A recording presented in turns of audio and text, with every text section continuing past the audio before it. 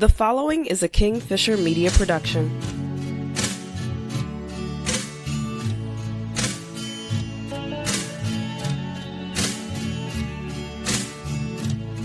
Hey guys, you're listening to the In the Blood podcast.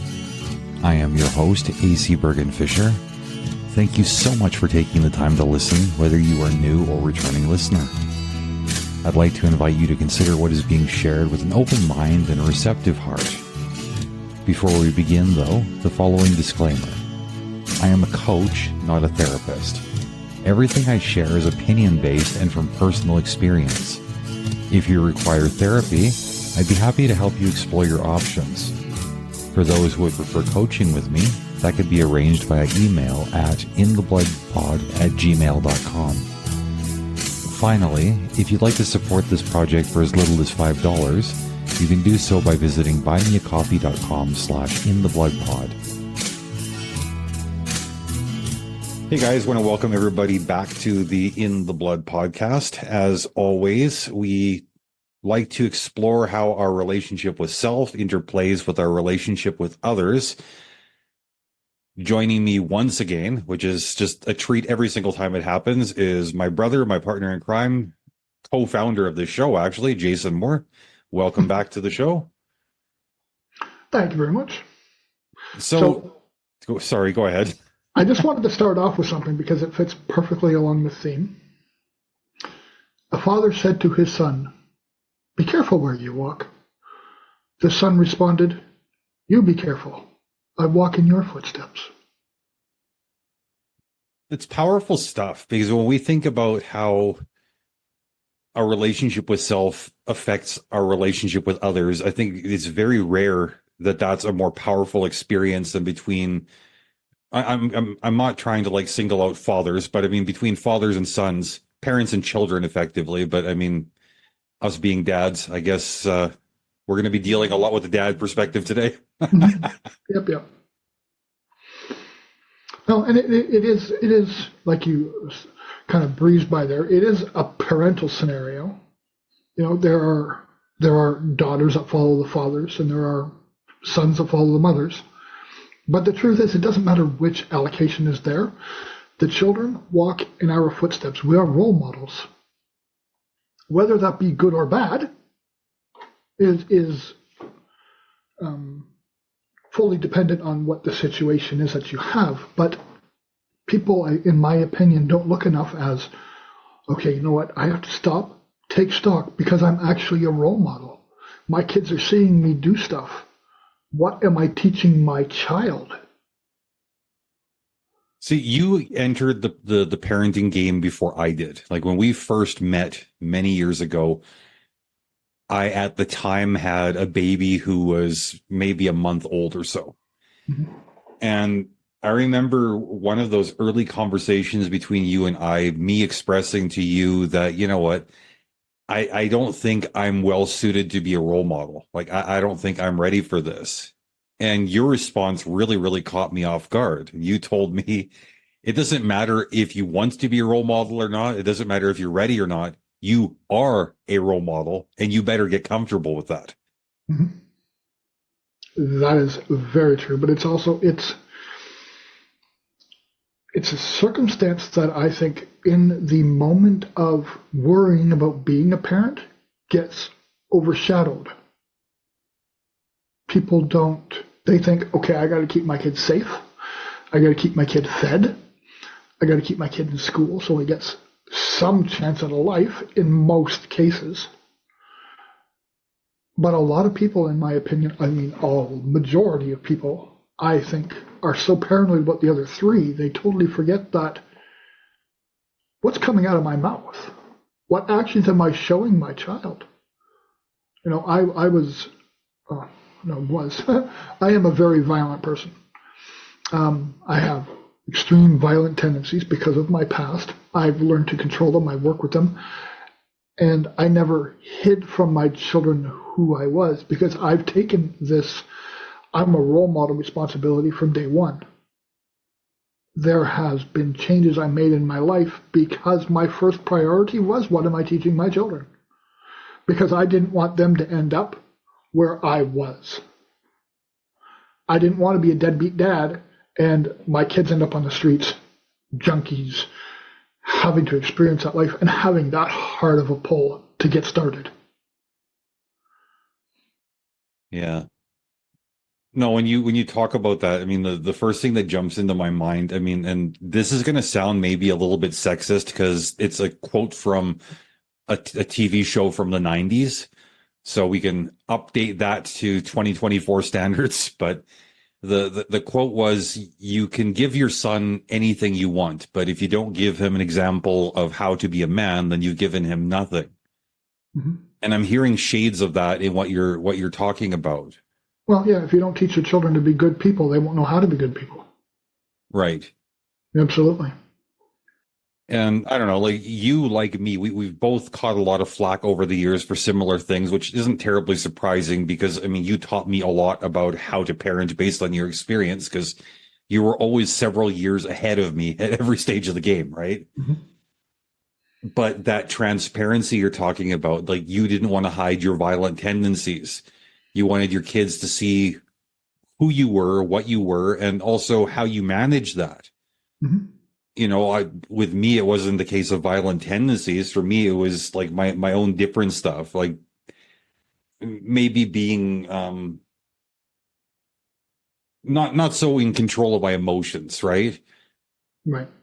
At all times. Me struggling with different mental health stuff effectively, and then saying, look, like, I don't want you to follow my example of having lost my temper and said some ugly things. I lost my temper and said some ugly things because I wasn't monitoring myself in real time. I should have expressed in a healthy way sooner rather than thinking I could push these things deep down inside and control them, because no matter how hard I'm pushing down, these things are pushing up with much more force. Mm-hmm. And that's why I lost it. Right. So I think as a result, despite how many people were telling me I was doing things the wrong way, my kids are both articulate people who don't really hesitate for the most part to express themselves in healthy ways. It's a rare thing for either of my kids to lose control and just flip out verbally or physically on somebody. Right. That brings me to thought. There's a lot of people out there that think if you don't do it their way, you're doing it wrong. I known you through your whole fatherhood experience. And I've never once told you you're doing things wrong. Because they weren't the same as me, doesn't mean they were wrong. You're in a different circumstance. You're in a different headspace. Different kids. Different kids, right? And one thing I want to touch on that I find very important that I've used since the day my kids could talk, and I don't know if you picked this up on your own or you picked it up from example, but if a child's old enough to ask a question, they're old enough to get the answer. Too many people, well, you know what, like he's only 6, maybe he shouldn't be asking that. If he's asking it, there is a reason. And part of you being a role model is being honest and being true with your children. The reason I told my children about my lifestyle, about who I was, is because I want them to learn from example, because I am doing things to make myself better. This is who I was, or in that instance, this is who I am in the moment, but I'm changing, I'm learning, this is who I'm going to be, because I'm taking responsibility for my actions and I am changing things. So if the kids asked, why did we hear you screaming last night out front of the house? I didn't say, well, you know what, really, I'm sorry, kids, but that's none of your business. If I'm yelling outside in the front of my house, it's everybody's business. So I told them exactly what happened. I laid out the full scenario. I told them my correct actions, and I told them my incorrect actions. And I let them come to their own conclusions as human beings who are learning. Well, I mean, the first time I witnessed you answering a question that one of your kids asked, it was a cringy experience for me because I'd never been exposed to that. And I thought that you were really like, I did think you were doing it wrong because I didn't know any different. But when I sat back and unpacked what I had heard later in that day, I realized that, okay, the kid asked a difficult question. The answer you gave them was age appropriate. It wasn't a case of like going into way too much detail and overwhelming them. They were old enough to ask, but they were also limited by the understanding of the headspace of, say, like a 7-year-old or an 8-year-old. Right. And when I revisited the whole experience with you and said, like, okay, what was going on there? Why did you answer the way you did? You basically said, look, effectively what you just said, like, if they're old enough to ask, they're old enough to get the answer. And I asked you, well, then how do you know how much information to give them? And you said, I gauge that based on their follow-up questions. Simple stuff, right? Or them walking away. And it's not just things like, your kids hearing you yell up front. I mean, I think about my own childhood experience. I mean, at some point, I think most kids are going to walk in on mom and dad doing mom and dad stuff, right? Yeah, so they want to learn how to play bridge and crib. And yeah. I didn't understand what the hell I was seeing. I thought my dad was hurting my mom, right? If somebody had explained to me, like, these are the noises you're hearing at night, like, not going into graphic detail, but just saying, like, there's things that moms and dads do behind closed doors that, we're not going to share everything about, but just be comfortable in the fact that, like, you're hearing us love. And that's one thing that, again, I have caught a lot of flack for over the years, is people saying, like, well, how can you, like, make love with your partner during the day? Aren't you afraid your kid's going to overhear something? And my response has always been, look, if we're going to have an argument, the kid's going to hear that. If they can hear us fight, why can't they hear us love? Mm-hmm. Yep. I was, like, totally on a PG track. I thought, like, they told the kids to go to bed, and they were downstairs playing cards, and you came down and saw them playing cards and wondered what they were doing. I totally did not go the X-rated version. Well, I mean, yeah. Huh. Okay. It's happened both ways. Fair enough. My parents were very passionate people. And that's as far as my PTSD will allow me to go on that. Okay, fair enough. Anyways, moving on, please. Yeah. So I also think, though, a big component of teaching your children is literally going into detail about explaining who you are in the moment. I touched on it a little bit earlier. But it's not just a matter of kids asking questions. It's about, as your kids are growing up, you're telling them who you are. That does two things. One, it keeps you grounded with who you are, but it keeps them informed and learning who you are. So when they're 16 and 17, they know nothing's been held back. They can come to you with anything because you came to them with what they would perceive as everything. See, I'll add a number 3 to that. Because kids tend to pick up a lot of our characteristics, it also gives them insight into themselves. If there's nothing wrong with them, okay, dad struggles with these same things that I struggle with. There isn't something deficient in me. I come by this characteristic quite honestly.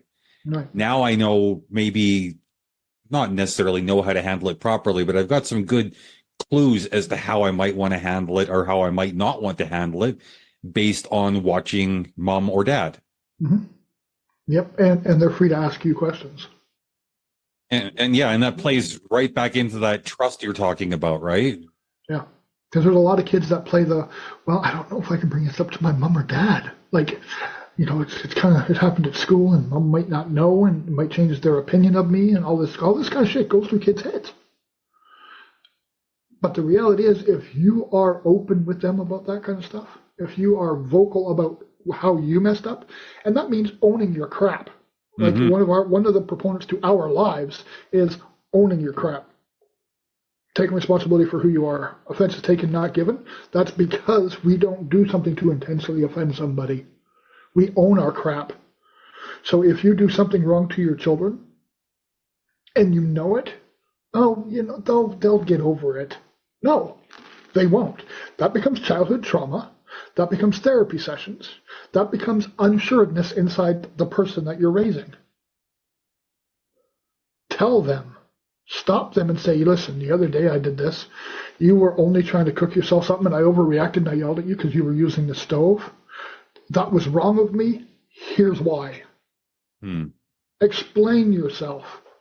Because if you don't, they will never feel comfortable enough to bring themselves to a position where they can be honest with their partner or sibling or parent. No, I think that's really, really good stuff. I mean, as you're talking, I was thinking about my own childhood and comparing one parent to the other, right? Like I've been fairly open about the fact that, you know, in early childhood, especially, my father was very, very abusive physically and verbally. Mm-hmm. That being said, he was also very, very transparent for the most part. Mm-hmm. My mother, by comparison, I mean, she was quite gentle, but she was also a very insincere person, and she didn't own up to her shortcomings. As a result, she had very, very little credibility in my eyes. Mm-hmm. So if I had the choice of talking to one parent or the other, like I had absolutely zero trust in my mother, though she was the one out of the two that maybe I should have been less afraid of. I was infinitely more likely to go and talk to my dad, because he didn't pretend that he was a good person. He didn't pretend that he'd never done anything stupid. Even as a teenager, you know, my mom would, oh no, I never drank. I never tried drugs. My dad told a very different story. Oh yeah, we used to go partying all the time. We used to go party with the Hells Angels. We used to this, we used to that. Yeah. I used to smoke absolutely anything that was handed to me, hoping to get high off of it. Mm-hmm. You know, my mom was horrified. No. We never did those things. Like, come on. How am I supposed to trust you to guide me if you've told me effectively, I've got no life experience? Please come to me with your problems. Mm-hmm. Yep. Or how can you trust when they're telling you not to do something? Well, how would you know? You never did it. Yeah. I mean, I suppose the flip side to that, there's a danger in share. I guess that's a risk that we take, though. I mean, sharing too much about where we've been, what we've done. I mean, some might argue that the kids are going to look at you and think, well, you turned out okay. Why shouldn't I treat my body like a laboratory? Can you speak to that at all? Can I speak to that? This episode's only going to be 40 minutes, right? Yeah. Okay. So I'll give you the condensed version. So as you know, but I don't know if the listeners and viewers do, I used to be a coke addict and I used to be a street kid. And when my kids started asking about my life experience, I was 100% honest with them. And I told them what I did, how long I did it for, where I did it, why I did it, what I was escaping from. But with that, I also backed it up. In Vancouver, close to where we live, there was a building that was shut down, and there was a tent city around the Woodwards building. And, well, half the people there I knew from my past. And I took my kids into Vancouver, and I took them to Tent City, and I introduced them to Spider. I introduced them to Psycho. Vase was there. A few people I knew were there. And I showed them where I came from. And I told them what I had to do to be who I am today, how I moved from Toronto to Vancouver and then to Mission, so I was not in a populace where my crap was, so I could straighten myself out. I gave them the detailed information they needed, and I backed it up with fact and allowed them to learn from it. And in my opinion, now, again, this is just my opinion. Some people out there may be thinking, okay, you're freaking psycho. You don't tell your kids that kind of stuff. You don't bring them into that kind of situation. But because my kids saw where I was, it convinced them it was something they never wanted to do. But that was because I was honest with them. I didn't pull any punches. I didn't sugarcoat it. I didn't say, well, I had a little bit of a drug problem, but I got over it and I came out here and look at me, I'm a wonderful person. No, because I still am not a wonderful person. Right. I'm a hell of a lot better than I was. But my kids to this day know if I say blah happened, there is not a question. Because I will prove it to them if they need it.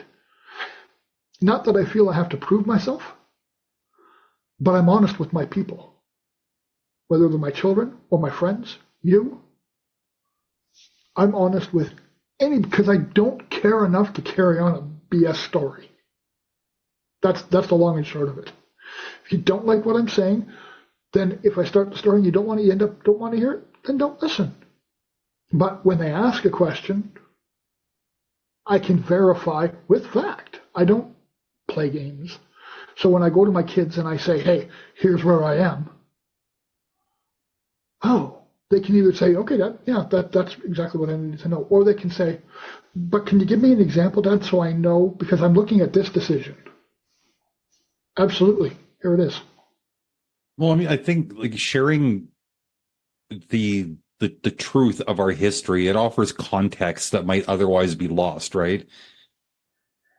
You know, you continuing to use you as an example. I think about the early years when we were first trying to be friends or trying not to be friends, whichever way it went. We were struggling for friendship, either way, right? There's a lot of things you would say or do, decisions you would make, ways you would react that I just didn't understand. Like I thought this is really unhealthy, effed up stuff. And this guy is a clown.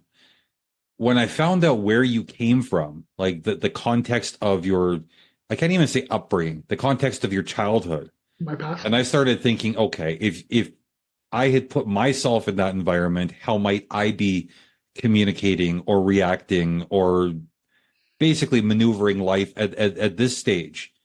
What would it have been like to grow up without a safe and loving environment? Even though my environment was abusive, the love was never in question. Mm-hmm. Right? That there was a certainty to my childhood that perhaps yours lacked. And as a result, you developed differently. Mm-hmm. When our kids understand this same context, you know, like with me, it was a bit different than with you. My older son, he used to say to his mom all the time, well, I really feel sorry for Dad because, you know, Dad doesn't have much money. Dad's physically not doing so well, blah, blah, blah. And when I sat him down, I said, look, like, I appreciate that you feel badly for me. I said, but, you know, use that for something worthwhile. I don't need you to sit there pitying me. I want you to use this to validate your own experience and think, okay, if you feel sorry for Dad, realize that Dad's in this position because of a series of moments where choices were made. If you don't want to end up where I am, don't make the choices that I've made. Don't walk the path that I walked necessarily. Like, we can be role models. We can teach and guide our kids away from our footsteps sometimes. Or into our current ones. Well, that's just the thing. I mean, they don't have to learn everything the hard way. I mean, that's something that when I was a kid, my dad always used to say, you know, like, do as I say, not as I do, which is a big ask for a kid. And I think it's a little bit unreasonable. Yep. But I think what he said that was a little bit more, I don't know if it was necessarily reasonable, but I mean, it's certainly understandable where he was coming from, begging me to learn from his mistakes. Mm-hmm. Try not to learn this the hard way, son. Right. Yep. That was, I think, something you and I discussed many times about working with our children and explaining to them why we're asking them not to do certain things and why we're asking them to learn from our examples rather than from their circumstance. Yeah, we had many questions about that, and it became practice for both of us to sit down with our kids and say, hey, listen, here's why I'm saying not do this. And again, examples come into play. Yeah, I'm telling you this because I know what I'm talking about. Yeah, if you just give kids words, that's all they're ever going to think it is. Oh, yeah, you did this. Oh, yeah, you did that. And it becomes but you've lived 800 years inside of a 50-year body. No. The circumstances just portrayed this. It seems like a lot more, but if you put that into context and give them real-life examples, how it happened, then all that fades away. It doesn't even become a possibility to muster into a little ball because you're showing them this is what I did. Well, again, it all ties back into that credibility component, right? Mm-hmm. And when you're trying to present yourself as being a perfect person, then you present yourself as a useless parent, in my opinion. Right. Yep. You are the perfect parent by being honest with your children. That's what makes you a perfect parent. And not just like child children, adult children, children of any age. Mm-hmm. Yep, all through their lives. If you're not honest, then I'm going to put it up there. You're not really a good parent.